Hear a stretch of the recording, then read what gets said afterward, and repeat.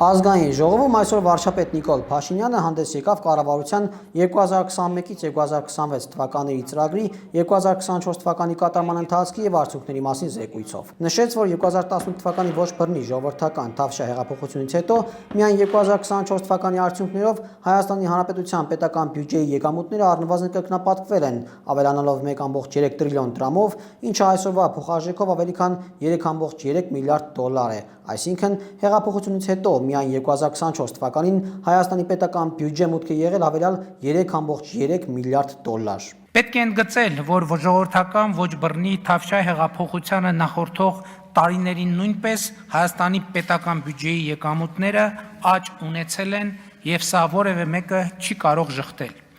Բայց 2018 թվականի հեղափոխությունը բյուջեի աճին նոր տեմպ է տվել ու բոլոր միջինացված թվերը հանած միայն հեղափոխության բերած տեմպի շնորհիվ Հայաստանի Հանրապետության պետական բյուջե 2018-ից 2024 թվականը լրացուցիչ մուտք է եղել ավելի քան 1 տրիլիոն 684 միլիարդ դրամ կամ 4.2 միլիարդ դոլար։ Այսինքն հետհեղափոխական 7 տարիների ընթացքում զուտ հեղափոխության արդյունքով հանած միջինացված աճը Հայաստանի Հանրապետության պետական բյուջե հավելյալ մուտք է եղել 4.2 միլիարդ դոլար։ Սա ասում եմ նաև այն քննադատություններին ի պատասխան, թե մեր կառավարությունը հեղափոխությամբ եկավ իշխանության եւ մոռացավ թալանածը ետ բերելու խոստումը։ Բայց 4.2 միլիարդ դոլարը օդից է ընկել, սիրելի ժողովուրդ, հարգելի ներկաներ, որտեղից այս 4.2 միլիարդ դոլար։ Սա ըստ վարչապետի ըստ էության թալամածը հետ բերելու արդյունք է նաև։ Իհարկե սա լավ երևույթ է եւ սա հեղափոխության դրական արդյունքներից է, բայց սա ես կանվանեի ոչ թե թալանածի ետ բերում, ես սա կանվանեի թալանի դադարեցում կամ թալանի դադարեցման արդյունք։ Բայց սա ամեն դեպքում թալանի վերադարձ չի։ Սա թալանի դադարեցում, թալանի նվազեցում է, էլի միարժեքորեն։ Թալանի վերադարձի մասով ամեն դեպքում դեռ առերևույթ խնդիրներ ունենք։ Թալանվածը ետ բերելու համար նախ պետք է հասկանալ թալանվածի տեղը եւ թալանի մեխանիզմը, որն առաջին հերթին ստվերային տնտեսությունն է, արհեստական մենաշնորհները, հարկերից խուսափելը։ Եվ այս երևույթների դեմ պայքարում է ձևավորվել վերը նշված հավելյալ, կրկնում եմ, լրացուցիչ, հեղափոխության բերած 4.2 միլիարդ դոլար բյուջետային եկամուտը։ Պետք է խոստովանեմ, որ թալանվածը ետ բերելու, հանցագործներին պատժելու հեղափոխական օրակարգը մոռացության մատնելը մեր հասցեին ամենահաճախ հնչող մեղադրանքն ու քննադատությունն է։ Բայց ուզում եմ միանգամից ասել, որ կտրականապես մերժում եմ այդ քննադատությունը հետևյալ պատճառաբանությամբ։ 2018 թվականի ժողովրդական ոչ բռնի Թավշյա հեղափոխությունը այո տվել է թալանվածը ետ բերելու, հանցագործներին պատժելու խոստում։ Բայց հեղափոխությունը եւ անձամբ ես խոստացել ենք նաեւ, որ հեղափոխության հաղթանակից հետո Հայաստանում վենդետաներ չեն լինելու, որ Հայաստանը լինելու է օրենքի եւ իրավունքի գերակայության երկիր։ Այո, վենդետաներ չեն լինելու, այդ ամեն ինչը իհարկե տեղին է եւ ոչ մեկ չի առաջարկում վերցնել այն մարդկանց ում մասին հանրություն ուներ ընկալումներ, որ կոռուպցիոներ են եւ այդ մարդկանց հանրապետության հրապարակում կախել։ Չէ, բայց ամեն դեպքում ստեղծել ինստիտուտներ, որոնք որ կարողանան արդյունավետ պայքարել կոռուպցիայի դեմ, որոնք թե կոռուպցիայի դեմ, որը որ եղել է նախկինում, թե այն կոռուպցիայի դեմ, որը որ կա հիմա, այլ որակի, այլ քանակի։ Այս օրակարգերը վերադարձնել թալանվածն ու չկատարել վենդետաներ իրար չեն հակասում, ասաց վարչապետը։ Խնդիրն այն է, որ թալանվածը պահեստավորված չի մի տեղում, որ գնաս, բարձես բեռնատարները եւ վերադարձնես։ Թալանվածը տեղաբաշխված է տարբեր տեղերում, տարբեր ձևերով։ Ինչ ենք մենք արել ուրեմն։ 2019 թվականից սկսել ենք թալանի գործյան հանգույցը արձակելուն ուղղված համակարգ ձևավորել։ Այդ գործը արել ենք հետևողական ու սկզբունքորեն։ Այդ գործը հետևողականորեն շարունակել ենք COVID-ի համավարակի, պատերազմի, ետպատերազմյան ճգնաժամի, տարածաշրջանային էսկալացիաների, համակարգային թալանի դիրքերից հանդես եկող քաղաքական ուժերի դիմադրության, աշխարհակարգի փլուզման, Հայաստանի ժողովրդավարական իմիջը միջազգայինորեն պահպանելու կենսական անհրաժեշտության պայմաններում, զուգահեռ տնտեսությունը աճեցնելով աննախադեպ չափերով 43.5%-ով։ Ուշադրություն դարձրեք։ 2018-24 թվականներին Հայաստանի տնտեսությունը աճել է իրական աճի մասին է խոսքը 43.5%-ով։ Ստեղծվել է Ապոյնի գույքի բռնագանձման համակարգ, համայնքային շահերի պաշտպանության համակարգ, այս համակարգերը այլևս Հայաստանի Հանրապետության իրավակարգի անբաժանելի մաս են։ Վարչապետն ասաց, որ Ապոյնի գույքի բռնագանձման համակարգը կառավարությունն իր ձեռքը չի վերցրել, այլ պետության ու ժողովրդի համար ստեղծել համակարգ, որը գործելու է ընդմիշտ։ 1.7 միլիարդ դոլարի ենթադրյալ Ապոյնի գույքը այս պահին գտնվում է կալանքի տակ, որը հնարավոր չէ օտարել։ Բայց մի րոպե, ինչու ենք այսքան զգույշ։ Ինչ եղավ հեղափոխական իշխանությանը։ Մենք արդյոք կորցրել ենք մեր դուխը, թալանչիների իրավունքների համար ենք հոգ տանում, թե վախենում ենք նրանցից։ Ոչ ամենևին։ Մենք հոգ ենք տանում մեր պետության ու մեր ժողովրդի մասին,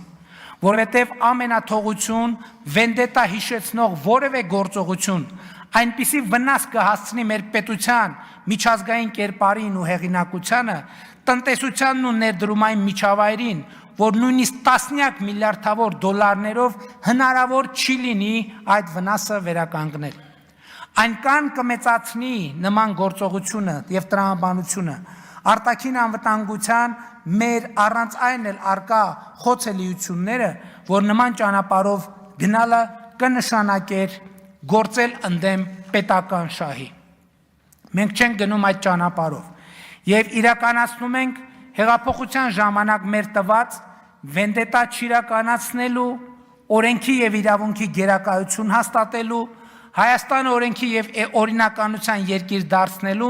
եւ թալանվածը վերադարձնելու մեր խոստումները։ Միթե արդարության եւ արդարադատության մասով հասել ենք այն կետին, որ ուզում էինք հասնել։ Նիկոլ Փաշինյանը խոստովանեց, չենք հասել այնտեղ, որտեղ երազում էինք հասնել, որ արդարադատությունը նշանակի արդարություն։ Այստեղ կանխատեսում եմ արդեն իսկ ավանդական դարձած քննադատությունը, թե մենք բաց ենք թողել դատավորների վետինգի հնարավորությունը։ Այս քննադատությունը իրականում տեղին չէ երկու պատճառով։ Նախ ժողովրդական ոչ բռնի թավշյա հեղափոխության ժամանակ մենք պարտավորվել ենք, որ բոլոր պաշտոնյաները պետք է նոր Հայաստանում դրսևորվելու, իրենց ուժերը ներդնելու շանս ունենան եւ ճշգրիտ հավատանի մենք մնացել այդ խոստումին։ Եվ հետո Հայաստանում այսօր գործող դատավորների կազմը մոտավորապես 60%-ով նշանակվել է 2018 թվականից հետո։ Նաև չմոռանանք, որ մենք բառից բուն իմաստով 0-ից նոր հակակոռուպցիոն դատարան ենք ստեղծել 3 առաջին ատյանի վերաքննիչ եւ վճռաբեկ դատարաններով։ Դանիել Յոհաննիսյանն էլ մատնանշում է բացերը, որոնք արկա են նոր ստեղծված այս համակարգերում։ Ստեղծվել է հակակոռուպցիոն դատարան, հակակոռուպցիոն բազմաթիվ դատավորներ են նշանակվել, բայց օրինակ հակակոռուպցիոն դատարանի նախագահը նշանակվել է մի անձ, որ կոռուպցիոն գործով անցել է։ Հակակոռուպցիոն դատարանի նախագահը մի մարդ է, որ տարիներ շարունակ ամեն տարի 100 քանի օր կեղծ գործուղում էր գնում եւ այդ կեղծ գործուղման համար օրապահի գիշերակաց էր ստանում պետական բյուջեից։ Սա ուրեմն սա չգիտեմ, մենք չենք բացանա ՊՎԾ-ի բացահայտվածն է։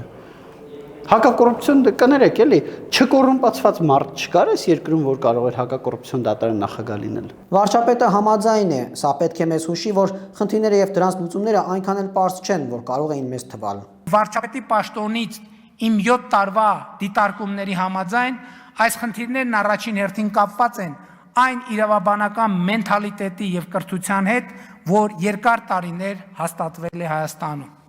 Իսկ այդ մենթալիտետի համաձայն արդարադատությունը միշտ չէ, որ արդարություն է։ Այդ մենթալիտետի համաձայն արդարադատությունը երբեմն, ոչ միշտ, բայց երբեմն կարող է նմանվել տերովին տերն է տարել անտերին գելը հին ժողովրդական առածին եւ անհեթեթորեն ձգվող դատավարությունները սրա թերևս ամենավառ օրինակն են։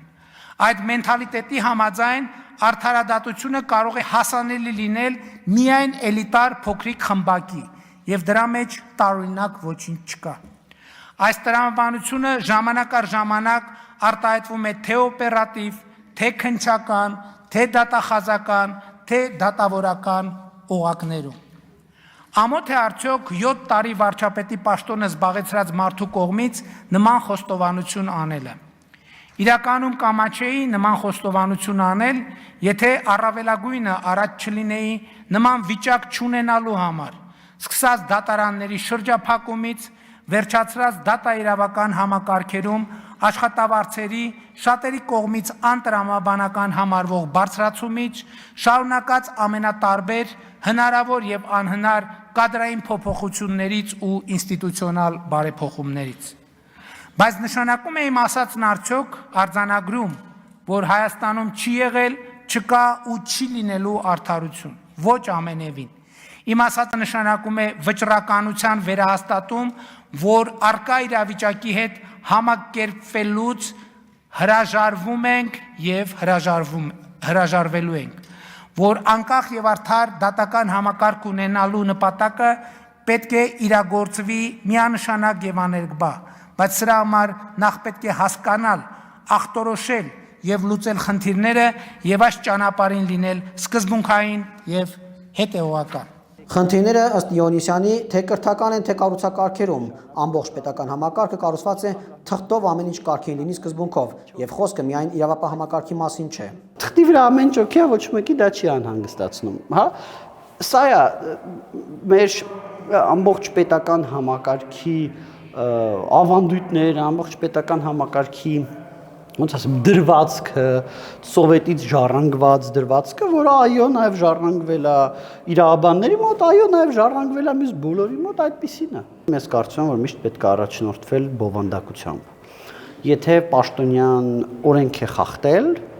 կամ ինչ-որ կարգեր է խախտել, պետք է նայել այդ պաշտոնյան կարգերը խախտել է, իր խախտելու արդյունքում հանրությունը տուժել է, թե շահել է։ Եթե տուժել է, ապա այդ պաշտոնյան հակահանրային գործունեություն է իրականացնում, ապա իր հետևից պետք է գնալ։ Եթե դրա արդյունքում հանրությունը չի տուժել, ապա առանձնապես այդտեղ ես շատ մեծ խնդիր չեմ տեսնում, հա։